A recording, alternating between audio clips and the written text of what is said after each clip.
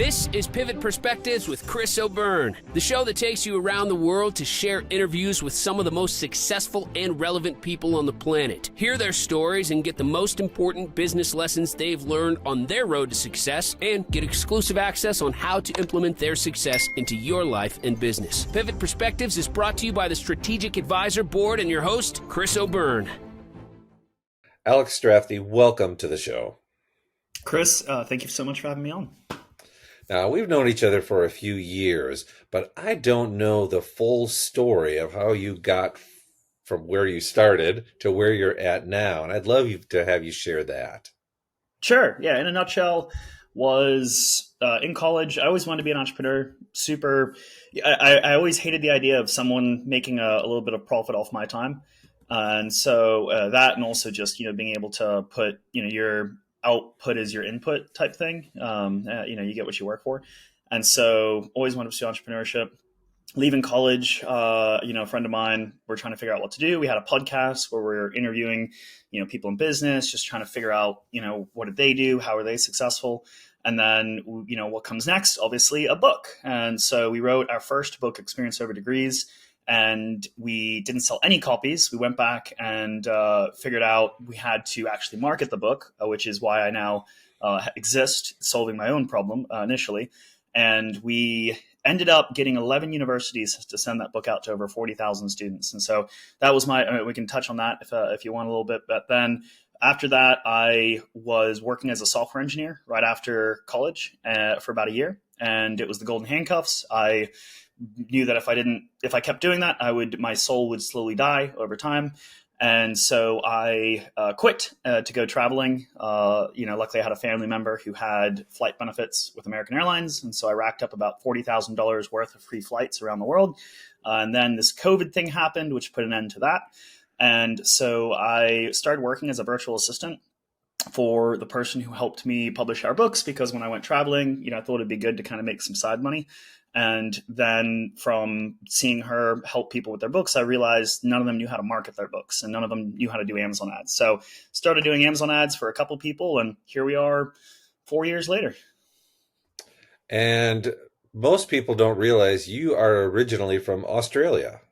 I am. Yep. I'm a fake Aussie at this point, but I'm a little bit of a mutt with my dad's an Aussie, my mom's American. So we moved over here when I was 8. No one can ever figure out where I'm from. I get South Africa, I get Boston. It's crazy. Yeah, it is a mix. I like it though. So I do want to go back to your first book, and then we'll dig into your second book. But first of all, what is it that specifically that you offer right now, and who's the person who can most benefit from it? Yeah, so right now we help really 3 types of authors. We help authors who are either just passion authors, people who just want to get their books out into the world, or we help business authors, or people who are using their books as a lead generation tool for their business. And then the third category are authors who, usually the ones that are in this back bucket, are independently published because their royalties are good enough and they actually make money on their book. So those are the 3 types of authors that we work with. And you offer running Amazon ads as a service, but what is included in that? Yeah, so when we take an author on, we make sure everything in their listing is up to speed, looks good.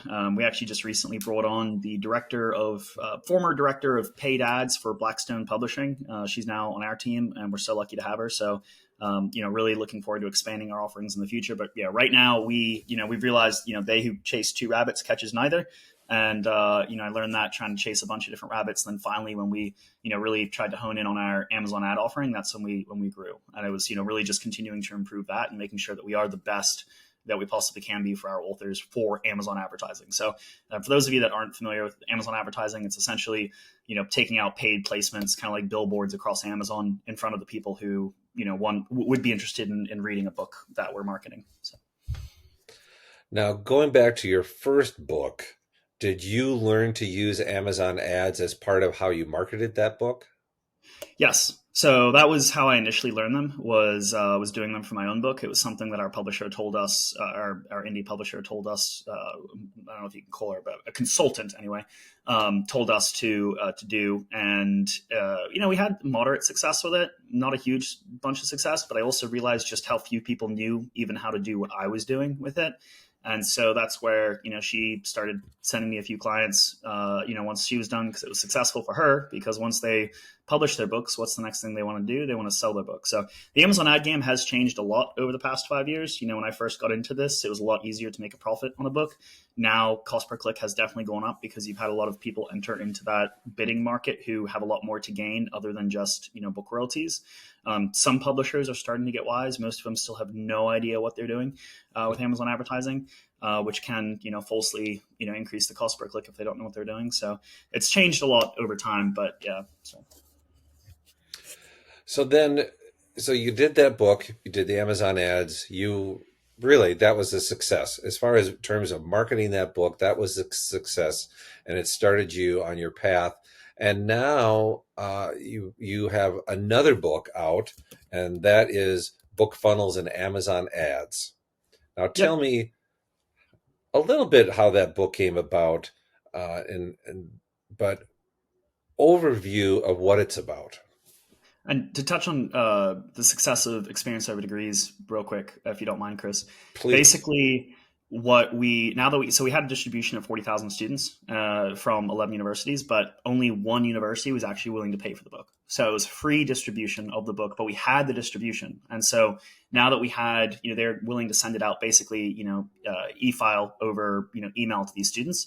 So we turned around and sold ad spaces in the book to companies who wanted to hire those students. And that is actually how I got the funding to start what we do now. We ended up selling multiple many one-page ad spaces in the book for $1,000 a piece. And so it actually turned into, an advertising piece itself. And that's how we ended up paying for the book and then paying for future endeavor. So that is just to touch on that. Yeah, that's a brilliant strategy. And that's that kind of creative thinking that you bring to everything that you do that most people don't think of. Advertising in their book, but it totally makes sense.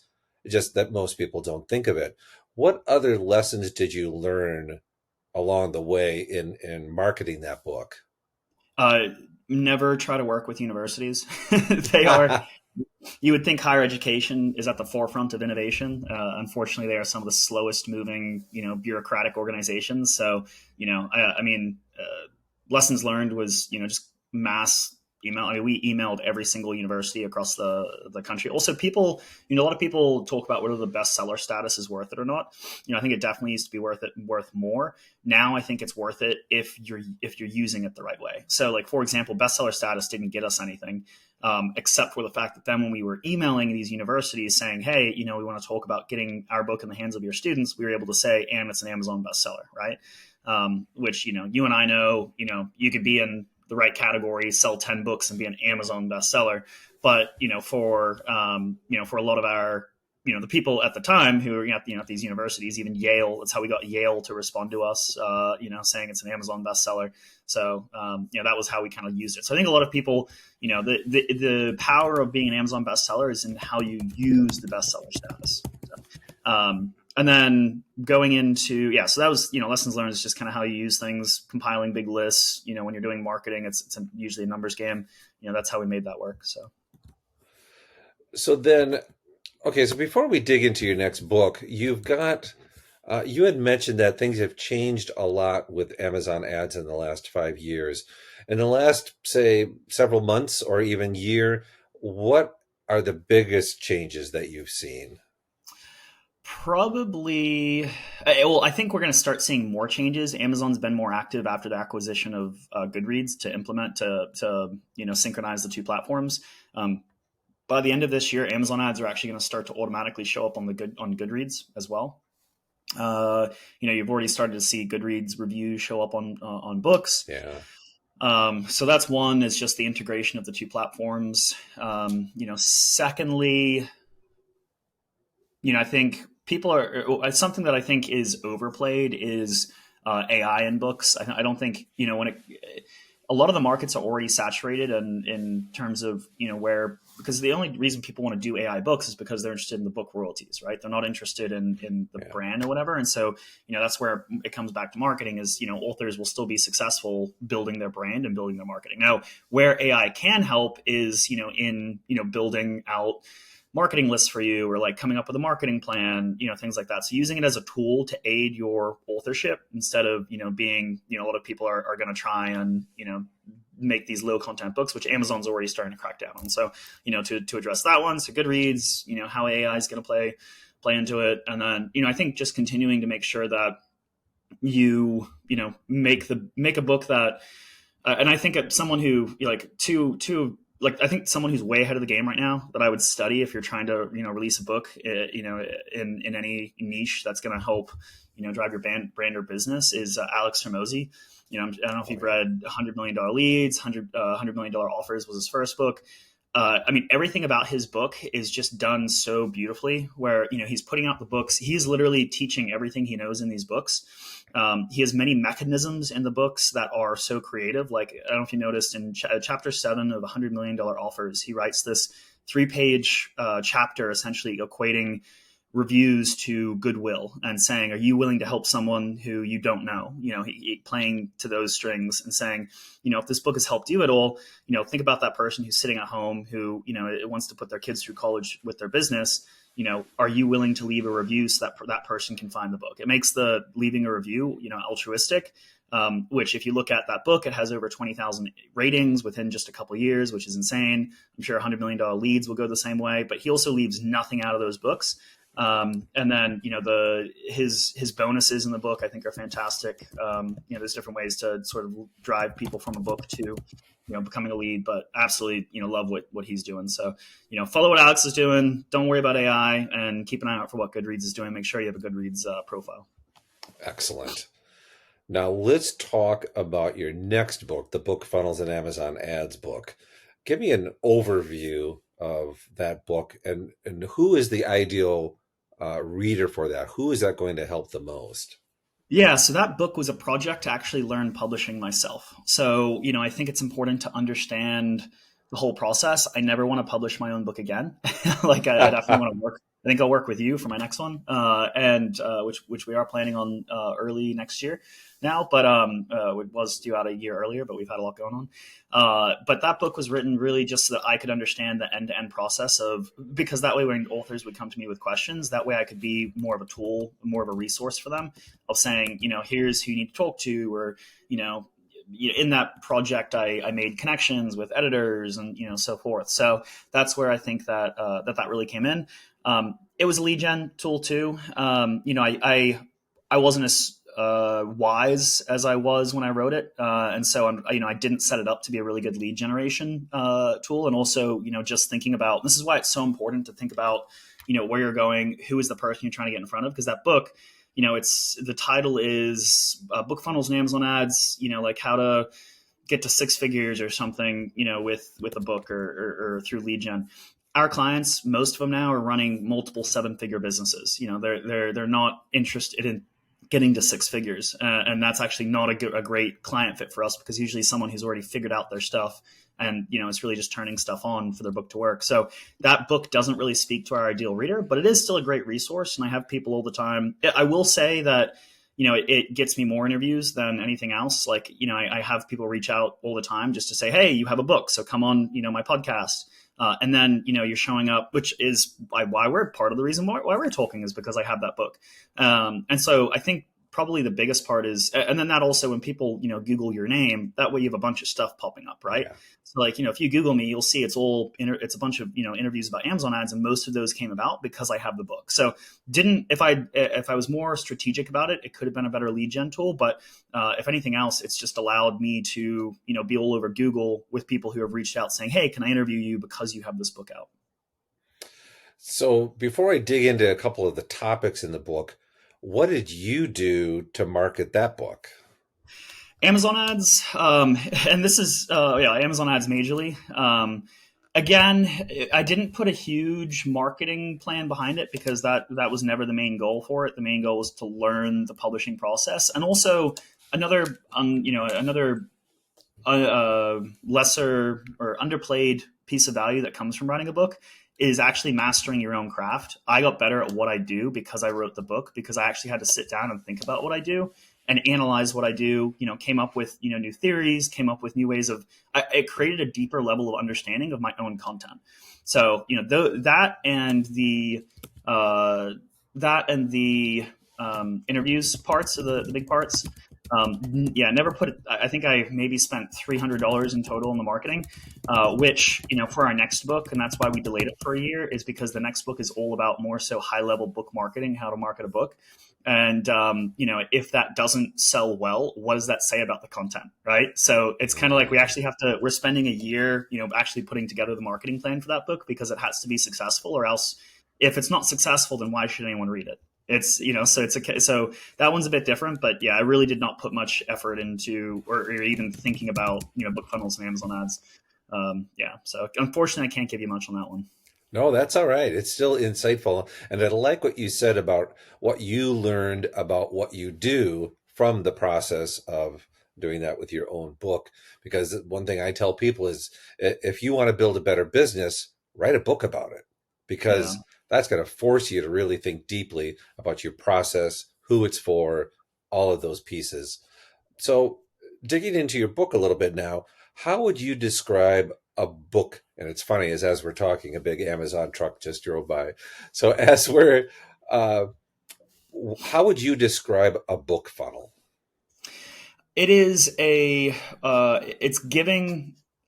the new age, and not new, it's been around for decades, but it's content marketing. Essentially it's in a couple ways. It's first a way to provide value to someone. Like, if Alex Hormozi showed up at my doorstep tomorrow and said, "Hey, I need to borrow $1,000," I would give him $1,000 because of the amount of value he's provided me. Right. I don't think he's going to do that. He's, worth 100 million plus. I don't think he's going to have an issue with $1,000. But my point there is, he has built such a strong relationship that, and he is an investor in companies that are doing more than $1 million in profit. Right. So the second, we're doing more than $1 million in profit, it's like, who am I going to think of? Him. Right. Yeah. When I'm at that point, and he's building that relationship so far forward. Like right now, I am not an ideal, like we're not doing $1 million in profit. And so, I hope to be doing that soon, but he's not, I'm not his ideal person, but he's meeting me where I am and then building that relationship with me over time. So that's the first thing. The second thing is just how else can you get someone to spend 7 hours of time with you? Or 3-4 hours of time with you than a book. Chandler, it's the same with like podcasting, right? Like, Chandler Bolt, who's run, he runs selfpublishing.com now, before it was Self-Publishing School.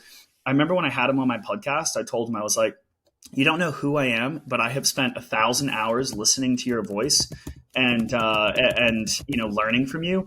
And so, like, I'm your biggest fan. And, in his head, he's like, all right, who's this weird guy that's, he didn't have to put any extra effort into building that relationship. It just came because of the content that he has out there. And so, that's the same with the book. It's just, it's the amount of time that someone is spending with you, building that relationship, that you're not actively actually there shaking their hand, talking to them. It's they've picked up your book and, they love you because of the fact that, you've helped them, even though you've put, it just allows you to mass amplify your message. Right. Yeah. Yeah. Okay. So then, along the topic of book funnels, what are your thoughts about the free plus shipping book funnels that we see? I don't know a lot. I know that I don't know a lot about that. I know that, so I'm definitely not the expert on it. I know some people get it to work really, really well. I know that, the whole thing is a book funnel that self-liquidates. We focus on cost to acquire a reader on the Amazon ad side of things. So for our lead gen people, it's more of, how cheaply can you acquire a reader? Usually it's anywhere from $1 to 10 or even $20 for some people who have like 50, if they have a $50,000 coaching program, they just want to get as many readers as possible. And they don't care kind of what people are paying for it. The difference between free plus shipping and an Amazon purchaser is Amazon purchasers, I believe, are more legitimate readers. If you get something for free, I don't think you value it as highly. And so oftentimes I think that, you're going to see a higher quality type of reader that comes from Amazon. Obviously I'm biased. That being said, free plus shipping, you get the data of the people who are signing up. On Amazon, you have to rely, because Amazon doesn't give you, reader data, you have to rely on people signing up for your free bonuses or reaching out via email, as opposed to free plus shipping. You get their data, right? You get their email, you get their address, that stuff. So it's just two different games. It's two different ways to play the games, and one might work for you. Both might work for you. I'm not the expert on free plus shipping, but I do know some people make it work. Yeah, you definitely hear the success stories, but you don't hear all the others that don't work. But yeah. I know that there are a lot of people that it doesn't work for, but there's also a lot of people that, are using their book on Amazon for lead gen, and Amazon ads don't make sense for them. So, it all just comes down to how you set up your business. Yeah, definitely. Now, a lot of people don't even think about how their book should be written in the first place to then make the most of what they're actually trying to do with it. Let's say it's just lead gen. And so before somebody even thinks about doing Amazon ads, they should have a book that's written correctly. What's some advice you can give people on what to make sure they take care of on the book end before they look at ads? The authors, what I can speak to is which of our authors are most successful. And time again, it's the ones who have spent, at least a few years, if not a decade, teaching what they're writing about. I think when you have a deeper level of understanding, you can explain things in a way that resonate with people who are starting their journey down that knowledge set, whatever it may be. And so, I think really mastering your craft is an important part, because it allows you to, and that does just take time, but, it just allows you to, see things differently and have, for your brain to make those connections where you can explain something more eloquently, that it really, really is digestible to someone who's hearing it for the first time. So I think mastering your craft is a huge important, and specifically, have you taught someone about what you're writing about? That's a big part. And also, because as you refine teaching someone about something too, you're kind of creating better content than you can write about. If you're figuring out, okay, people got this message a lot more clearly than other messages, then that's kind of the one to go with. That's one. Two, the day that you should start your marketing is the day that you start writing your book.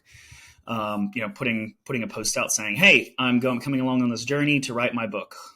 That's where you start. A lot of people, and we're all guilty of this. I mean, this is where we put experience over degrees out into the world and just expected people to come running to grab it off the shelf.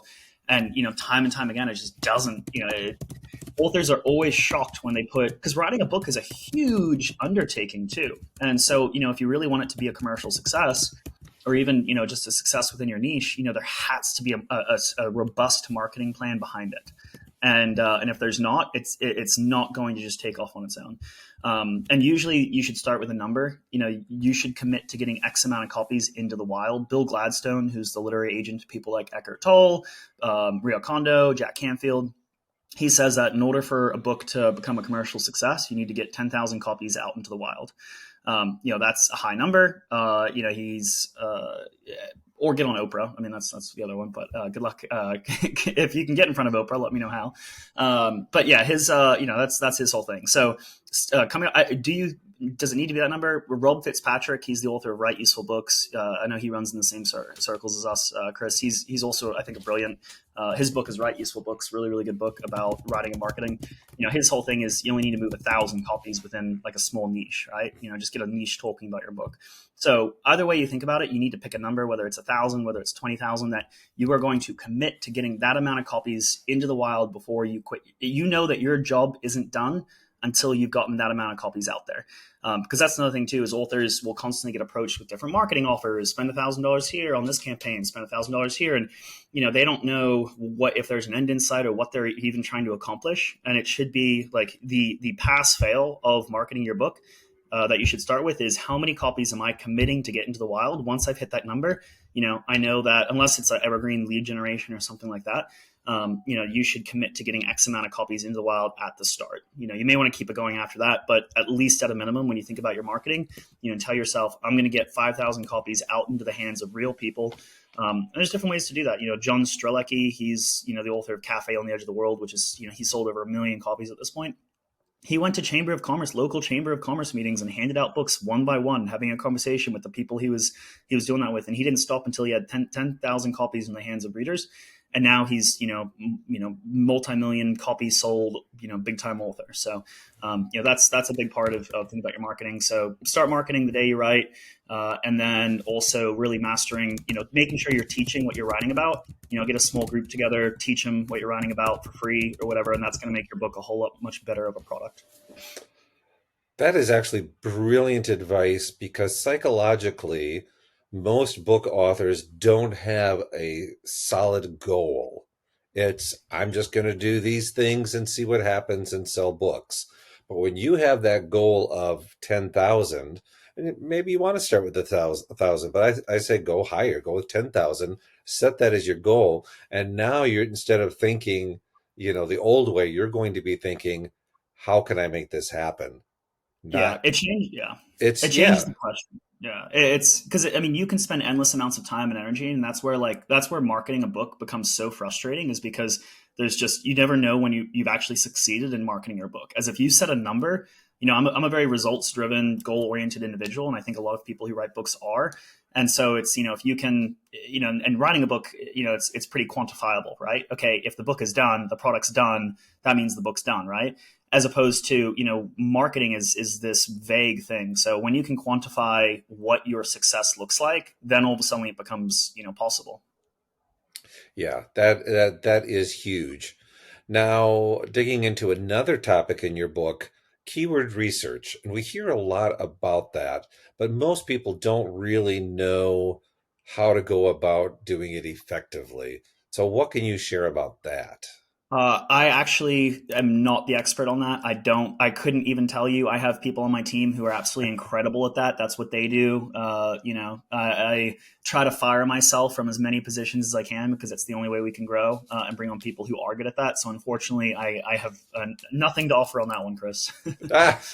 Well, it's an honest answer, so that's an offer at least right there. Yeah, because the process that we use is we it's not just exclusively, but we use the Publisher Rocket tool, which has vastly improved over the last year.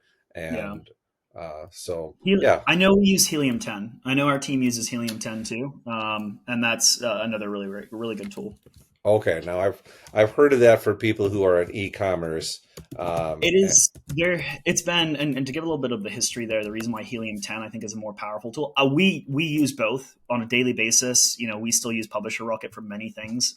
So it's definitely still a great tool, and it's also, I think, just an extremely good price. It's $100 lifetime. I think it's still $100. I don't know if he's raised his price, but so I'm not telling you not to get Publisher Rocket.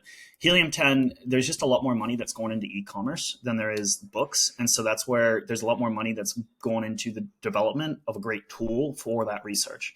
The issue with Helium 10 is it's not really meant for books, but there's still a lot of great data, just because of the fact that, it's just a lot more money is going into the R&D of that product for, research and building out that as a platform.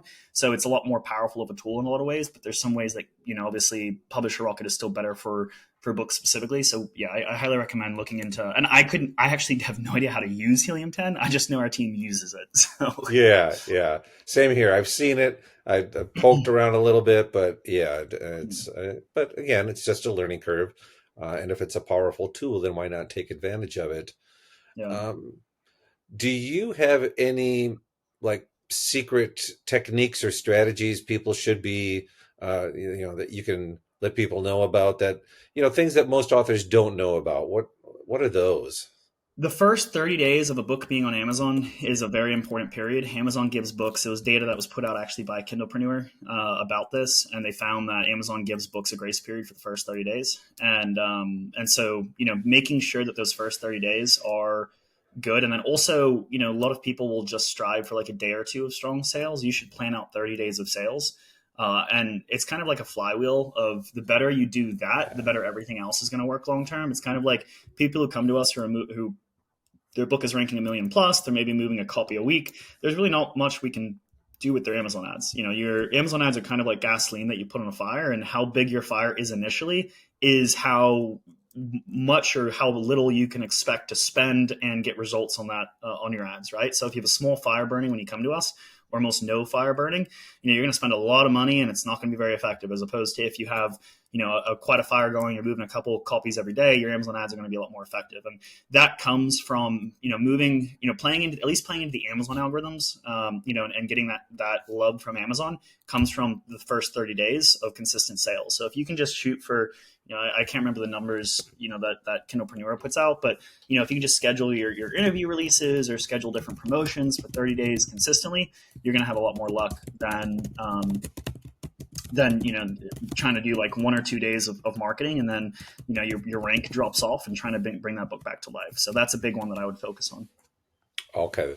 So that's another very useful number for people to, the 10,000 books and those first 30 days, try to do something every day if possible, or at least every few days, just to keep that consistency. Because I've seen people do, they'll do a paid launch and then they'll do nothing after that.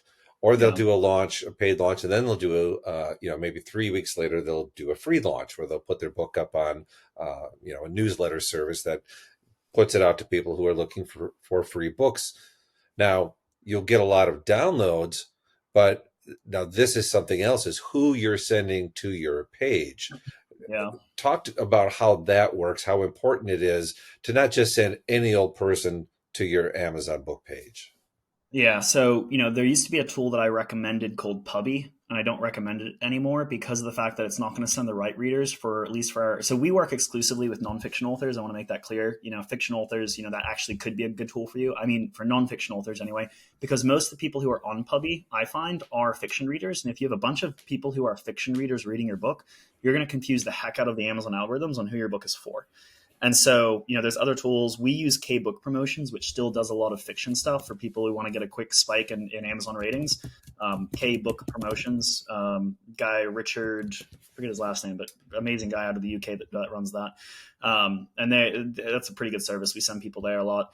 So making sure that, you have the right readers. And this is where it's like, if you're getting your cousin or your brother to buy your book, and, they don't read in your niche, usually, then especially early on, that is really, really important. Like your first 100 people who buy your book on Amazon, Amazon's looking at their preferences and what other books they're reading. And if they aren't within your niche, that's not a good start on Amazon. They're going to be very confused on who your book is for, because they want to recommend books. Amazon, the difference between Amazon and other platforms is Amazon makes money when a book sells, right? And so they want books to sell. And so if you can really, and we've seen this even with Amazon ads, we're starting to test a few things where, we'll just get very specific and we'll tell the author, hey, we're going to get really, really low results the first month or two, but we're just going to focus on making sure the readers we are getting are exactly the type of person that you want. And then you flip on, more wide targeting campaigns or whatever. And Amazon's going to be so much more willing to show you because you've dialed in with them who your reader is. So, making sure that those first 1,000 readers are exactly who you're trying to get in front of is also going to be crucial, at least playing into the Amazon algorithm side of things. And, there are other ways to sell books. I know Chris and I here, we're talking about mostly Amazon. It is because it's the biggest, retailer of nonfiction books, right? So, a lot of the game that you're playing is an Amazon game. So, if you're, we're just talking about how to spike yourself on Amazon, and how to play yourself into that store. There are obviously other ways to sell a book. Yeah, definitely. And I think people just being aware of the Amazon algorithm itself is a secret technique, because most people don't even think in those terms. But if you start thinking in terms of the Amazon algorithm and what it's trying to do, then you're going to focus again on sending the right people, your ideal readers there, not, your cousins and brother and mother. And, right. And so when you think in terms of 10,000 books out there in the wild, or if you think in terms of sales, a lot of sales those first 30 days, don't take the shortcut. Don't take the easy way out and just put it up anywhere or get anybody to go to it. That's really, really useful advice. And for those of you that are just starting out too, a great book on, you're like, okay, well, where do I start? Where do you even start? The different people are on different parts of their journey. Take a look at your first 1,000 copies by Tim Grahl. That he talks about, he lays out a process in there that's, go ask 100 people who, have followed you on different, like your goal initially should be to get 100 people on an email list. Like make this your first step in your book marketing, get 100 people on an email list who are interested in what you talk about, reach out to them. The conversion rate on people who hit your website is a good conversion rate. I think is what, 5%. I don't remember the exact numbers there, but yeah, 4 or 5 into a subscriber, right? This method of asking people directly, to get on your email, like, hey, here's, and you can ask them, just say, hey, I'm going to be writing about this topic. If you want to get updates on this topic, let me know. I'd love to send them to you. Your conversion rate on that's going to be 50%. So the amount of people who are going to say yes to being on that list are going to be, and that's how you should start. So that's how you start your list. Just get 100, get 100 people, reach out to people, across your different platforms and say, hey, I'm writing about this topic. Do you want to get on this list where I'm going to send out really useful tips? Don't make it a marketing email. And I could also talk all day about, good newsletter formats.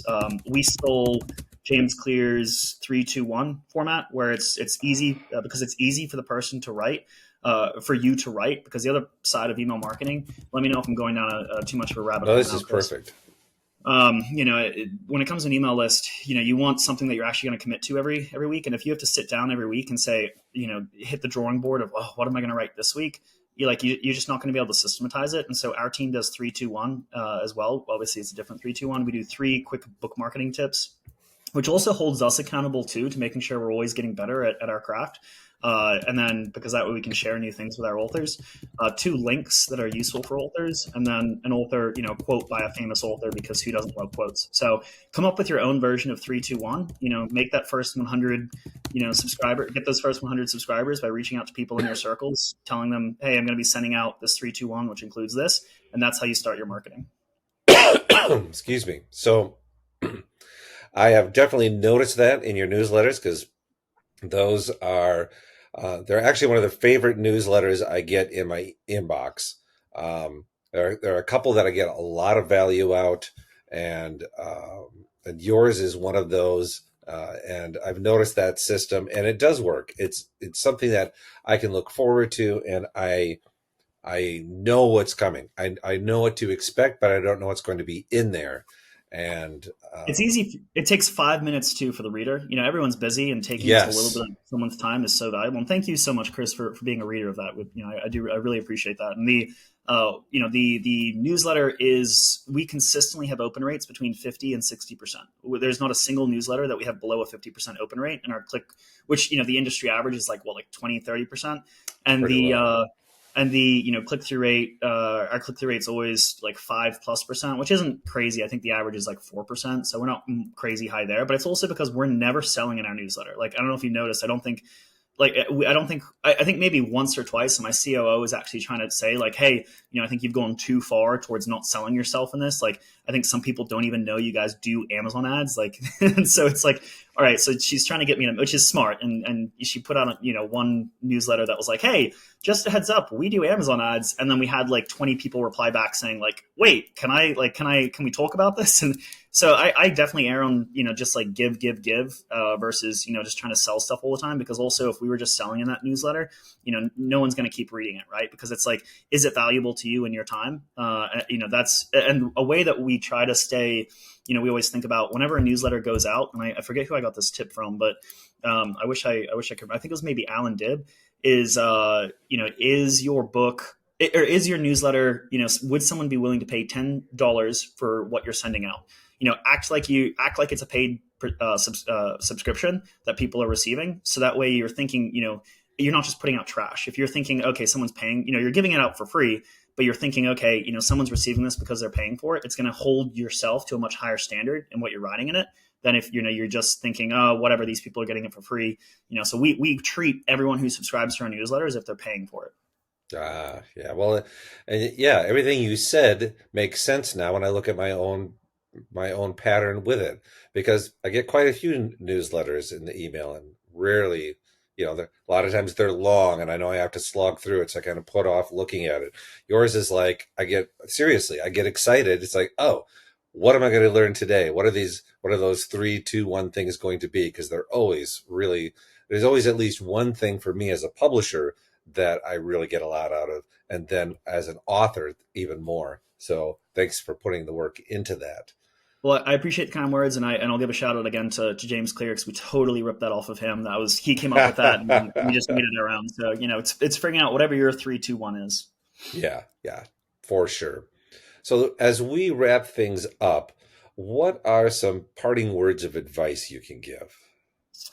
I think we've covered a lot of it. Utilize virtual assistants as soon as you can. Alan Dibb, who's the author of One Page Marketing Plan, also happens to be one of our clients.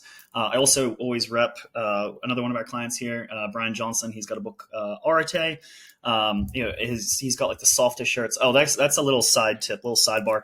If you're going to do shirts, I know you might have read this in one of our recent newsletters. If you're going to do t-shirts, make it a shirt that people are actually going to wear, because the whole point, I've become like a walking billboard for Brian Johnson, because his t-shirts are so soft, and they're not like absurdly crazy, looking. They're like something you could wear in public. And so, if you're going to do t-shirts, make them soft so that people actually wear your t-shirts, because the whole point of it is brand recognition, right? Yeah. But that wasn't my main point. Alan Dibb has a great quote, which is random acts of marketing don't work. And so, one of the things that's, made a huge difference in our business is systematizing, everything. And you're one person. At some point you'll burn out if you're a solopreneur.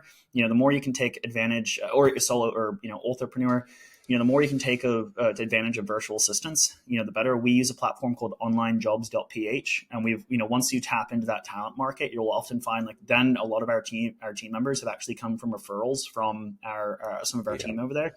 And so onlinejobs.ph is a great platform for hiring virtual assistants.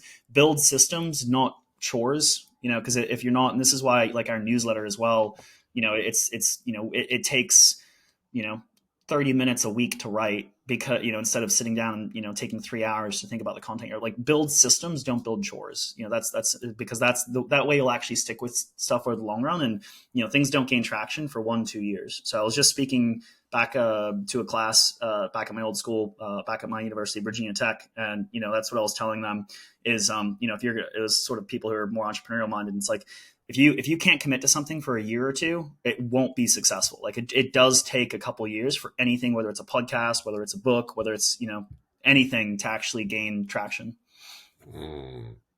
I'm glad you mentioned Alan Dibb, because we actually designed that book. That's right. Cool. Yeah, I forgot about that. Yeah, he's a mutual client of ours. Yeah, and brilliant book too. I mean, if you want to, interested at all.